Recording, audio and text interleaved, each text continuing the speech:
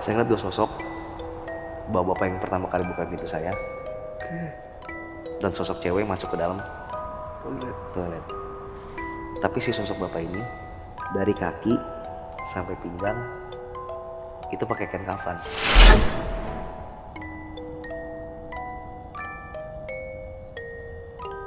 Dan si cewek masih pakai celana dan kaos, cuma di sininya tuh diikat kayak di kaki, di pocong, Mas.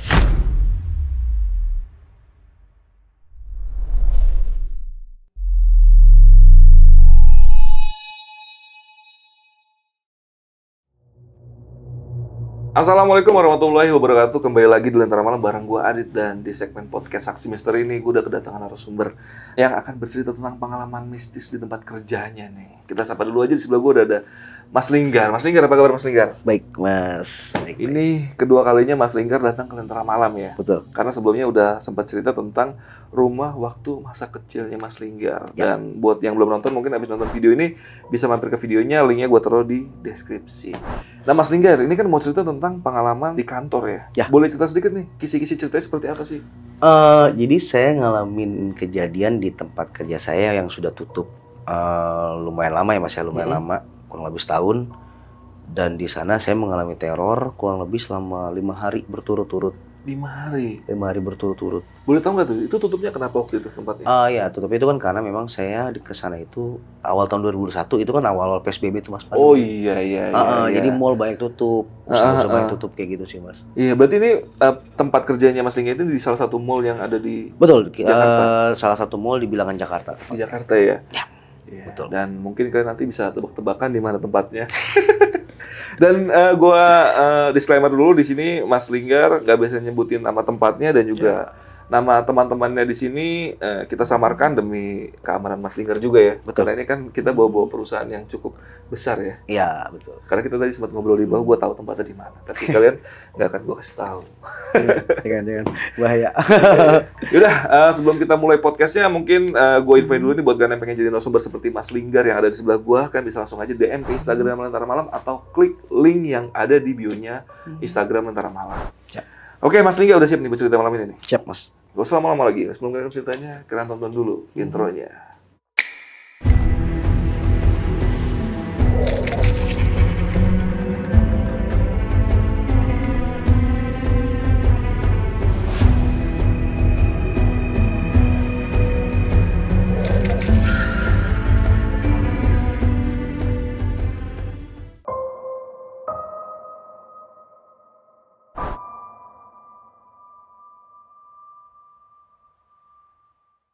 Ini kejadiannya tuh di awal tahun 2021, Mas.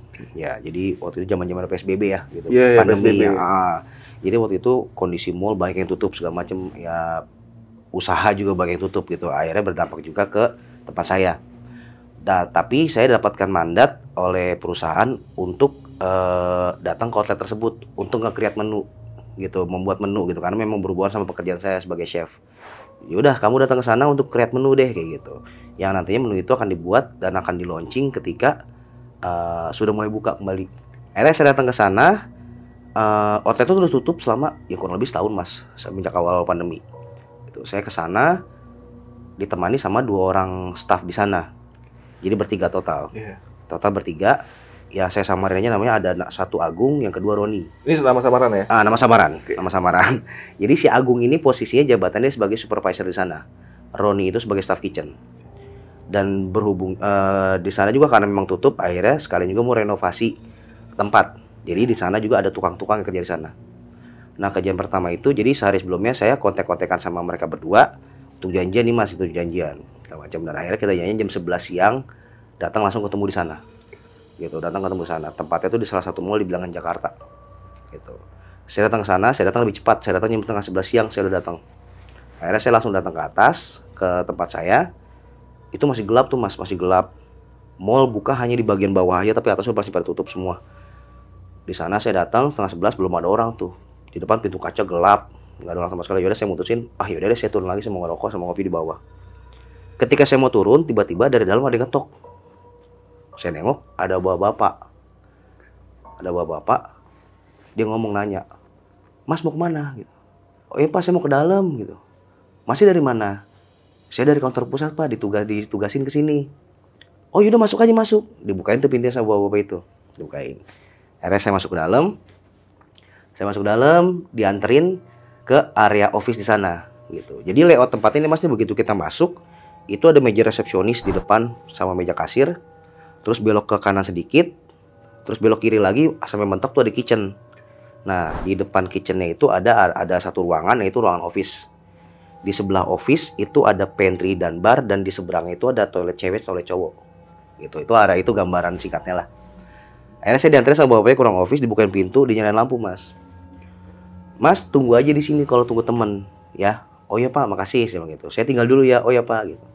Nggak lama bapak itu pergi, tiba-tiba si Agung nelpon saya. Nanya, Pak di mana? Saya di dalam outlet, Gung. Outlet mana? Dia gitu. Ya dalam outlet ini, saya di dalam gitu. Lalu di mana? Dari tadi ditungguin nggak datang-datang. Diem dia di dalam lama. Gung, Pak, mending Bapak coba keluar deh Pak. Si Agung bilang gitu kan. Ya udah saya keluar ke depan. Dan ternyata pintunya masih digembok dan dirantai Mas dari luar. Wah. Itu posisi udah di luar nih? Saya di dalam masih. Masih di dalam? Jadi si Agung sama Roni di luar, saya di dalam.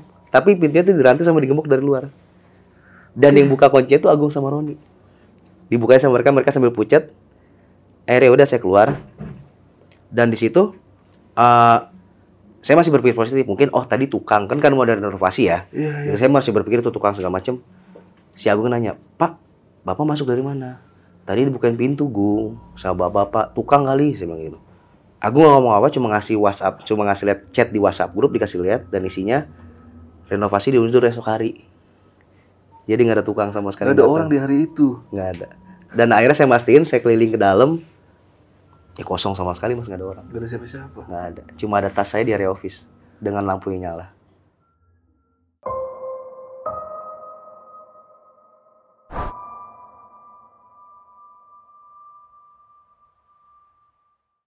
Setelah itu udah saya mutusin, udah kita ngobrol di luar aja, jangan dalam deh gitu. Direct saya keluar, dan akhirnya kita mutusin besok baru datang lagi gitu. Datang lagi besok. Tapi karena belajar dari pengalaman sebelumnya, ya udah saya benar-benar nungguin di luar sampai mereka datang, baru kita masuk bareng-bareng. Kalau di hari itu tukang udah datang tuh Mas tuh. Udah tukang kurang lebih 4 sampai 5 orang. Tukang yang ada di sana untuk pekerjaan juga. Saya masuk sana, saya bersih-bersih kitchen segala macam, dan kami memutuskan beserta tukang juga rame-rame kalau sebelum jam 6 itu kita harus ninggalin lokasi itu. Karena dari pihak mall, mungkin karena masih PSBB dan pandemi Mas ya. Jadi setelah jam 6 sore itu listrik akan dimatikan dari pihak mall. Gitu, untuk yang lantai atas, lantai kami. Jadi daripada nanti nggak ada penerangan, nggak ada lampu, nggak ada segala macam, akhirnya kan sebelum jam kita pulang. Nah kita saya bersih-bersih bertiga di area kitchen tuh, karena nantinya kita akan banyak kerja di area kitchen. Kita bersih-bersih semua segala macam sampai jam 5:30, udah kita beres-beres mau pulang. Pas pulang si Agung ini teriak lah gitu, manggil tukang gitu. Pak, gitu. Ya, ada yang nyaut nih. Pak, kita pulang dulu nih Pak. Ya, Pak nanti jangan lupa dikunci ya Pak. Oh ya, gitu. Nyaut gitu. Oh yaudah, kita keluar, nggak lama nunggu di lift. Ngobrol lah kita bertiga, ngobrol. Pas pintu lift buka, kita kaget semua. Karena ternyata tukangnya itu ada di lift semua Mas. Tukangnya itu ada 4 kurang lebih 4 sampai 5 orang, itu udah ada di dalam semua. Udah mau pulang juga? Enggak, jadi tukangnya nanya, Mas mau pulang? Iya Pak. Oh yaudah hati-hati Mas ya. Saya nanya, Bapak dari mana? Oh saya habis makan, ngopi mau ngerokok dari bawah. Hah? Terus dalam ada siapa Mas? Nggak ada siapa-siapa. Orang kita dari habis asar turun ke bawah semua buat makan, ngopi, mau ngerokok. Ini baru mau naik. Yang tadi atas Mas doang bertiga. Wah, siapa nih?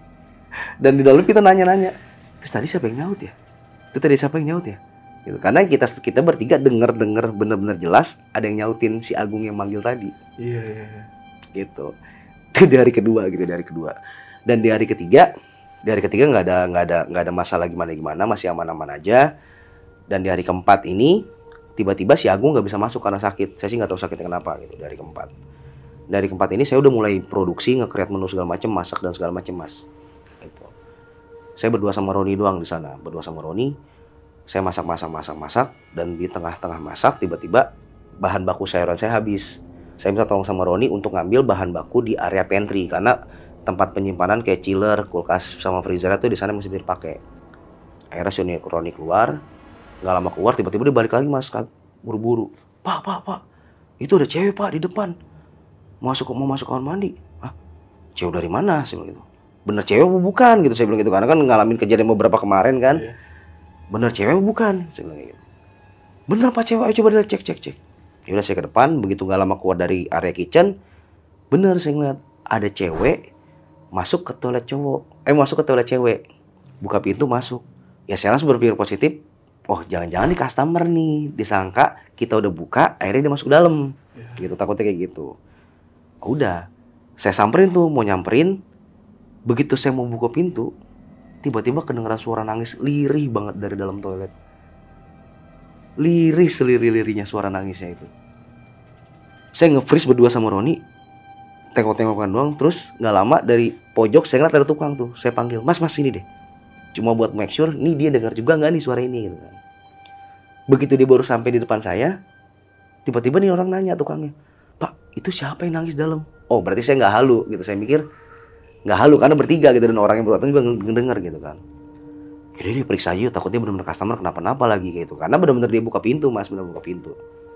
Masuk ke dalam dan dalam toilet itu tuh ada 3 bilik kloset. Gak lama saya masuk, kedengeran suara bunyi flash air.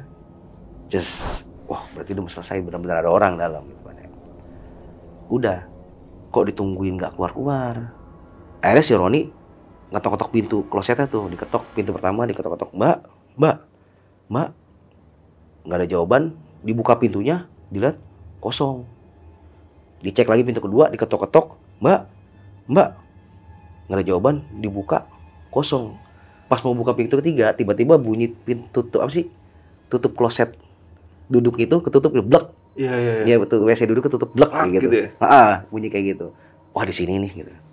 Tungguin dulu bentar. Kok nggak keluar juga? Akhirnya ketok-ketok lagi sama Mbak. Dibuka kosong juga ternyata. Dan tutup WC duduknya tuh kebuka, nggak ketutup, masih kebuka. Wah, udah feeling nggak enak. Cabut, saya mau balik. Baru kita balik berapa langkah, dia ketawa Mas di belakang. Suara ketawa. Jadi kayak ngeledekin, kayak nggak ngeliat gua kan lu, kayak gitu. Anjir. Bener-bener ditawain, dia tawa kencang banget di belakang. Itu buru-buru kabur dari situ keluar. Ron, beres-beres Ron. Itu masih abis asar, jam 3:30, jam 4 lah. Saya beres-beres tuh, semuanya diberesin, semua segala macem. Dan saya kan tadi bilang kalau mau ke area kitchen tuh ngeliatin lorong panjang ya Mas ya. Nah ini saya ngalamin lagi kejadian, jadi pas saya mau ngeliatin lorong panjang, saya sama Roni jalan berdua, itu tiba-tiba di belakang saya dia ngomong, kok cepet banget. Itu saya lari berdua dan di depan itu bentrok sama tukang yang juga ternyata mau kabur juga, bentrok. Udah ada ketok keluar, udah kunci, buru-buru kunci. Nah besoknya ya karena memang kebutuhan pekerjaan mau nggak mau saya mesti balik lagi ke sana walaupun setelah mengalami hal kayak gitu kan, gitu. Saya akhirnya balik lagi ke sana sama Roni berdua gitu. Dan ternyata di hari itu tuh tukang nggak ada yang masuk Mas, dan saya nggak tahu ternyata saya di area seluas itu ternyata cuma berdua doang sama Roni. Saya masuk kerja seperti biasa dan situ nggak tahu kenapa Roni tiba-tiba ngomong, udah Pak tenang Pak, Bapak hari ini kita aman, nggak bakal ada yang gangguin, saya jamin Pak, saya jamin dia. Yakin lo? Nggak bisa yakin kayak gitu lo? Udah Pak tenang, kerja aja aman, tenang. Ya udah. Masak di dapur dan setelah habis asar lagi, itu tiba-tiba saya ngerasa di area kitchen tuh banyak orang mondar-mandir Mas. Kedengeran suara mondar-mandir aja kayak orang dibawa keluar dari bioskop rame-rame ngobrol kayak gitu, kedengeran riuh lah ya. Riuh banget di belakang. Padahal tuh di belakang kosong, nggak ada apa-apa, dan itu kedengeran banget, padahal berisik banget. Di area kitchen tuh ada bunyi exhaust, blower, kompor segala macem, berisik banget tapi kedengeran banget. Saya nengok nggak ada apa-apa, dan ya kita kan kalau diperhatiin berasa ya Mas ya gitu, terasa banget, dan itu berasa banget ada yang merhatiin kita dari belakang. Di situ langsung saya refleks ngomong sama Roni, mana kata lu aman, ini apaan ini, saya bilang gitu. Enggak Pak, saya yakin banget ini Pak aman, tapi nggak tahu kenapa bisa kayak gini. Lu kenapa bisa yakin banget aman gitu. Dan ini sih mohon banget ya, jangan dicontoh sama yang lain ya gitu. Tiba-tiba dia ngomong, saya udah ngasih kopi Pak sama rokok di depan toilet cewek, biar dia gak gangguin kita. Ampun, saya bilang, lu diajarin siapa sih kayak gitu, saya bilang gitu. Ini bukan makin aman, ini makin jadi-jadi nih, saya bilang gitu, makin jadi-jadi nih. Udah lu ambil buruan tuh kopi sama rokok. Buang itu. Oh iya maaf. Begitu saya selesai ngomong kayak gitu sama dia, ada yang ngomong lagi di belakang. Iya, terima kasih ya. Dan begitu saya nengok ke belakang, di belakang saya ada meja stainless. Itu kopi sama rokoknya di meja stainless itu Mas, di belakang saya. Pindah dari toilet. Saya nggak tahu Roni naruh kopi sama rokok di situ, dan saya baru tahu Roni bawa kopi sama rokok. Dan ketika saya lihat itu ada di belakang saya Mas, kopi sama rokoknya. Kayak dibawa ke situ mungkin ya? Mungkin. Iya. Dan setelah itu udah Ron, tinggal. Saya nggak perlu beres-beresin lagi. Saya ngambil tas dan saya ngelewatin lorong yang saya sebel banget tadi lagi. Dan ada suara lagi Mas yang manggil saya. Dan kali ini suaranya double. Suara cewek dan cowok berdua ngomong berbarengan. Kok pulang? 3 kali. Dan suaranya yang bikin merinding itu, dari suaranya deket banget, makin lama makin jauh. Dan kan mitosnya kan kalau suara seperti itu ketika ketika suaranya dekat berarti dia jauh. Iya. Tapi makin lama nih suaranya makin dekat, makin jauh. Berarti makin mendekat sosoknya. Ya saya sih ngerasa kayak gitu karena makin lama ketika makin jauh tuh makin merinding, dan akhirnya saya baru tahu situ nggak ada tukang. Akhirnya saya nutup pintu, saya keluar dan saya kan mau ngerantai, karena rantai kan posisi gitu, jadi saya agak jongkok tuh Mas ngerantai. Saya ngerantai, saya nengok teman saya si Roni begini mangap, nge-freeze depan pintu gitu. Saya, ini anak kenapa nih sih gitu sambil ngerantai. Lu kenapa Ron gitu. Akhirnya saya ngeliat ke pandangan mata dia dan saya ngeliat, ya Allah.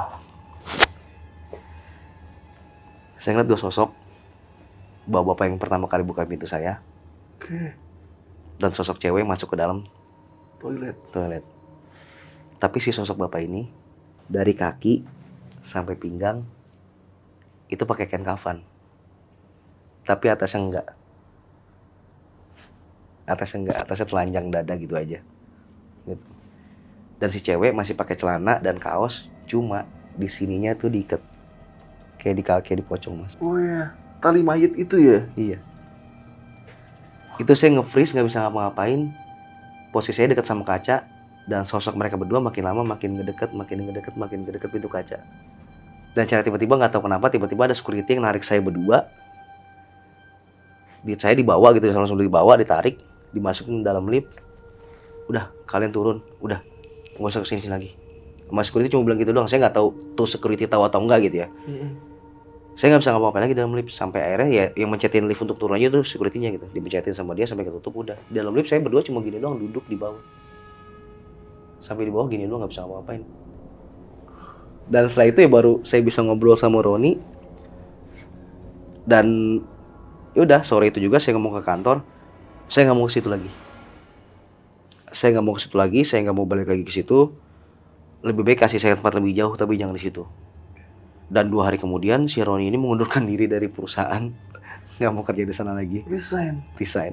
Dan tadi si Agung ini 1 bulan dari itu baru bisa masuk, karena saya tahu ternyata selama itu 1 bulan itu dia sakit, dan saya nggak tahu sakitnya karena apa. Gitu. Dan sampai sekarang saya nggak mau lagi ke sana, walaupun sudah operasional bukan normal seperti biasa. Saya nggak mau ke sana lagi. Oke. Tapi Mas Lingga masih kerja di tempat perusahaan itu? Masih. Cuman ini kan di salah satu cabang atau Betul. tempatnya. Jadi Betul. Mas Lingga cuma menolak untuk datang ke tempat itu. Betul.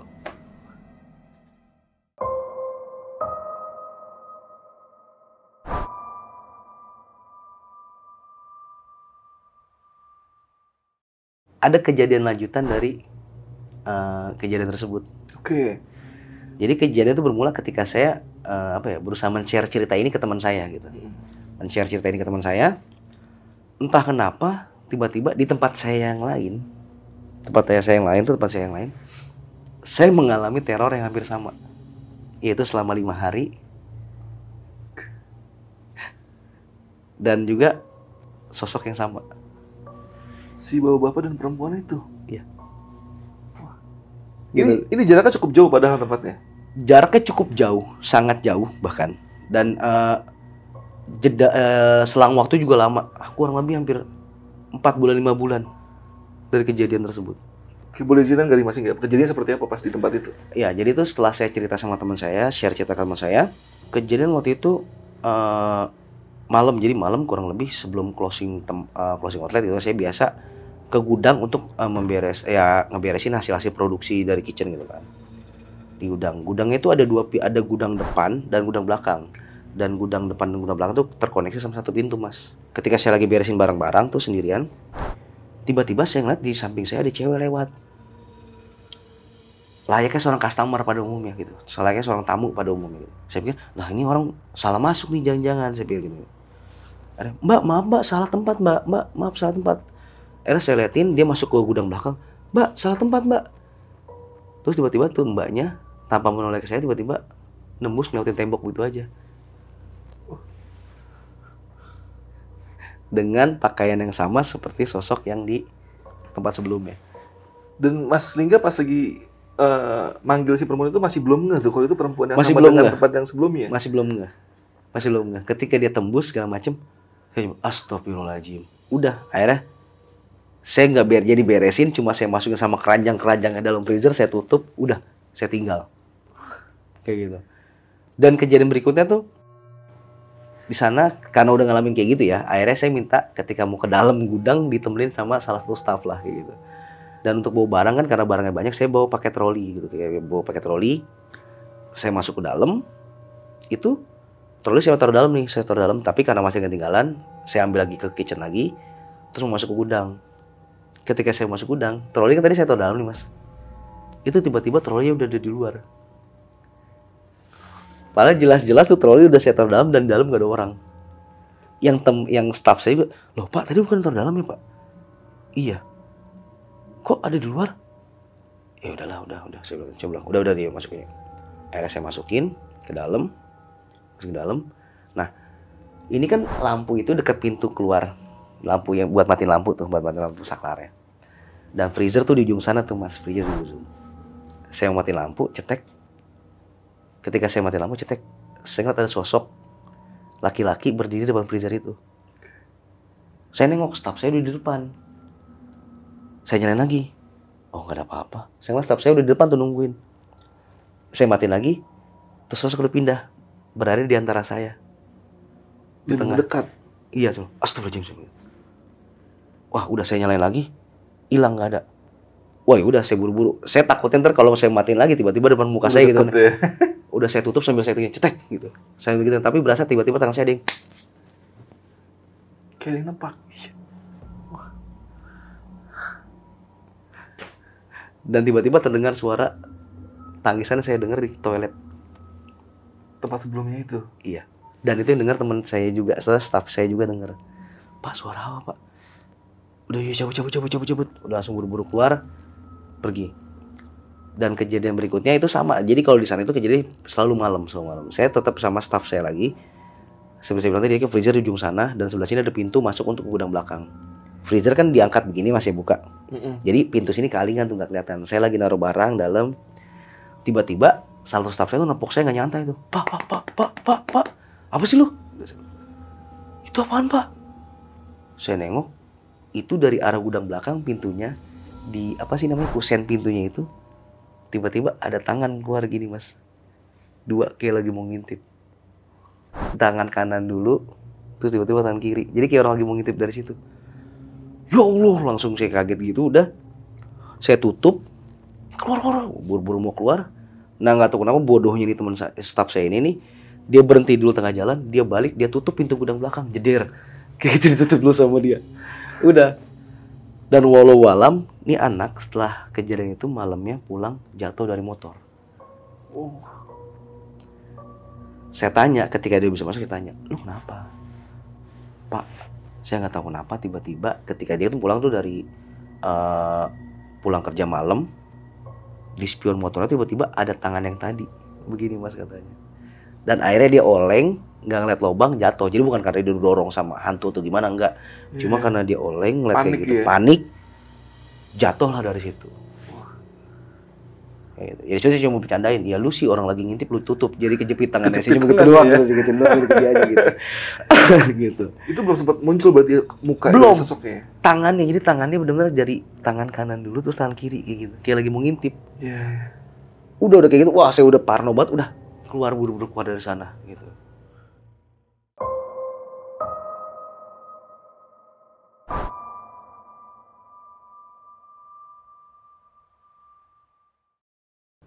Dan kejadian terakhir itu nih di sini, ini masih sore banget. Saya waktu lagi ada di kitchen, tiba-tiba ada satu supervisor di tempat itu nyamperin saya. Pak, punya charger nggak? Ada, saya bilang ada. Tapi yang Type C. Oh iya, customer-nya mau pinjem Pak. Oh yaudah nih, saya mau kasih dia. Nggak Pak, anterin aja ke customer-nya. Ah, ngapain gua nganterin?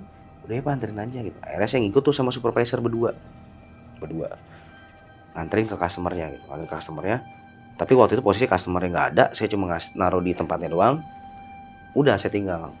Terus sejam 2 jam kemudian kebetulan HP saya udah lowbat. Saya sampai lagi dong supervisornya yang mau minta. Supervisor kebetulan ada di area depan, di area lobby. Tadi mana charger gua? Gua minta dong, gua mau ngecas nih HP gua lowbat. Charger mana Pak? Tadi yang lu pinjam buat customer gitu kan. Pak, Bapak, saya nggak minjem charger Bapak dari sama sekali dari tadi. Jangan ngarang lo gitu. Terus ada beberapa orang yang bilang, nggak Pak, bener Pak, dia datang di sini. Orang kita lagi nonton bola bareng-bareng. Itu charger gue siapa yang minjem gitu. Akhirnya debat-debat lah, kita berdebat-debat sampai akhirnya supervisor, ayo Pak kita samperin ke sana. Bener nggak ada charger Bapak? Saya samperin berdua, dan ternyata bener ada charger saya di situ. Tetap saya debat sama dia karena benar-benar saya yakin ditemenin sama dia gitu segala macam. Ayo kita cek CCTV kata dia gitu. Dan ketika cek CCTV, di situ saya kayak orang bego Mas. Jalan sendirian muter-muter, palanya gini kayak lagi ngobrol sama orang. Tapi pas lagi nganter charger itu, Mas Lingga yakin banget ini supervisor nih gitu. Supervisor. Gak ada gerak-gerik yang aneh? Nggak ada. Dan keadaan berikutnya, itu kan saya ngasih charger baru saya cabut dari colokan. Iya. Otomatis berantakan dong. Tapi ketika saya ambil, charger itu udah tergulung rapi Mas. Kayak habis dipakai terus diberesin gitu sama orangnya. Iya. Gitu. Dan akhirnya setelah itu ya udah saya bilang berusaha ngobrol sama beberapa orang yang mengerti tentang itu. Ya udahlah, akhirnya ceritanya udah nggak ya saya minta ceritanya itu sama teman saya jangan disebarluasin lah gitu saya gitu supaya aman. Ya udah setelah teman saya mengiyakan untuk tidak menyebarluaskan, ya alhamdulillah gitu. Gangguan sudah mulai berangsur-angsur dan akhirnya ya alhamdulillah sampai sekarang gitu nggak pernah ngalamin gangguan dari sosok itu lagi gitu. Oke. Tapi ini kayaknya habis pulang dari sini Mas Lingga. Aduh jangan dong. Jangan dong. Please lah. Ini masalahnya kita sebarluaskan lagi ceritanya nih. Tapi semoga aman lah ya Mas Lingga. Semoga aman gitu. Karena pernah ngobrol juga sama teman saya yang ngerti. Ya dikasih tau juga gitu kenapa bisa kayak gitunya gitu segala macem gitu. Boleh tau nggak tuh itu kenapa jawaban dari teman yang mengerti seperti itu? Jadi saya coba ngobrol sama teman saya. Jadi di lokasi tempat yang dulu ya Mas ya. Tempat yang kejadian pertama awal itu ada seorang wanita yang terbunuh di sana. Terbunuh dan sebelumnya diperkosa gitu lah segala macam. Katanya cerita dari beliau. Tapi si perempuan ini, si sosok perempuan ini punya pasangan. Dan pasangan tuh nggak tahu kalau si wanita ini tuh terbunuh gitu. Dan sosok pasangannya itu katanya mirip sama saya. Sama Mas Lingga. Ya, dan si sosok bapak-bapak itu adalah bapak dari si wanita ini. Yang akhirnya meninggal karena sakit dan sampai beliau meninggal itu keadilan untuk anaknya itu belum dapat gitu. Jadi si pelaku itu belum ketemu. Bahkan sampai sekarang katanya.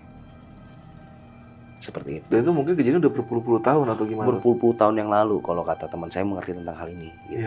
Berpuluh-puluh tahun yang lalu lampau dari sebelum bangunan itu jadi gitu segala macam, belum ada mall semua segala macam. Atau mungkin dulu perumahan di situ ya. Betul. Dan kenapa mereka bisa datang lagi? Jadi ketika saya share cerita ke teman saya, terkoneksilah mereka. Iya. Pernah dengar sih kalau kayak gitu. Kalau saya ceritain dia malah hadir gitu. Betul ya. Gitu, terkoneksilah dan akhirnya tahu kalau saya ada di sana dan akhirnya mereka masih mau seperti itu gitu. Dan akhirnya setelah kejadian kayak gitu, ya kata teman saya udah tenang, udah nggak apa-apa. Teman saya cuma bilang gitu doang sih. Iya.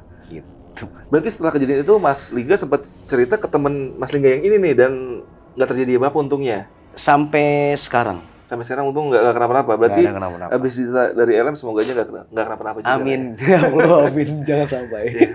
Dan Mas Lingga ini kan sempat tanya nggak? Ini kan sosok yang dilihat itu cukup aneh ya. Karena gue juga kaget juga. Sosoknya itu kan tadi pakai pocong cuma setengah dan yang perempuan tuh pakai kayak tali mayat itu biasa dipakai untuk orang yang meninggal yang agak mangap tuh gitu. Iya, betul. Supaya lebih rapet gitu kan pakai tali pocong itu. Itu kenapa sosoknya seperti itu gitu? Ada jawaban nggak sih Mas Lingga? Iya, karena mereka masih penasaran di sebelum kematian itu Mas.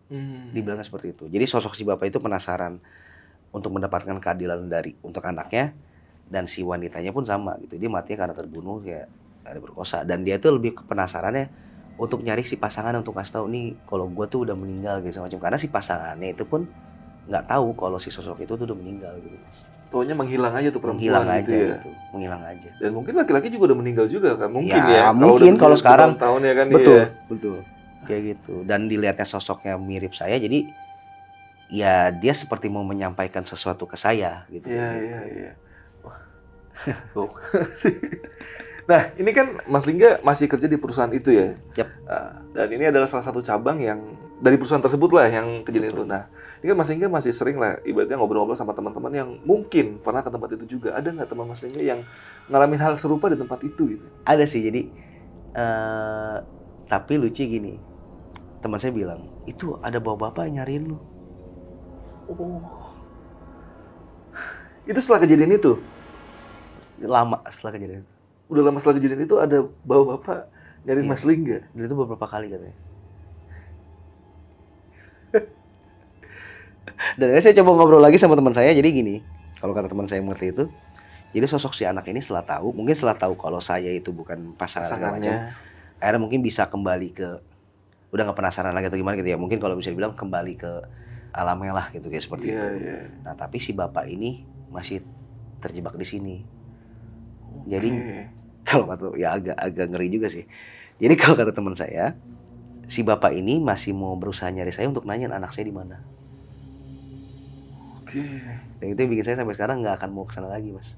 Iya. Takutnya tanya langsung saya. Tapi masih aktif tempatnya ya? Masih aktif, so far masih aktif, tapi ya nggak pernah, kalau yang lain-lain sih nggak pernah ngalamin gangguan gitu kayak segala macam gitu. Dan beberapa kali teman saya juga bilang nggak kok, nggak ada yang aneh-aneh gitu. Cuma yang mereka bilang itu ada bapak-bapak yang nyariin saya. Padahal jujur saya sama sekali nggak pernah cerita kejadian ini ke teman-teman kerja dan lain-lain, karena ya khawatir mereka masih kerja sana daripada takut. Iya. Gitu, jadi nggak pernah mau cerita juga gitu. Karena Mas Lingga pun setelah kejadian itu jadi nggak pernah mau ke situ lagi. Nggak pernah. Takutnya orang nggak ada mau kerja di situ, yang tahu ya. Karena sosoknya emang, wah, ini emang bikin gue merinding tadi pas lagi lu sebut sosoknya yang pakai tali pocong itu. Wah, ini saya sampai sekarang, nggak pernah mau itu lagi sih kayak gitu. Iya.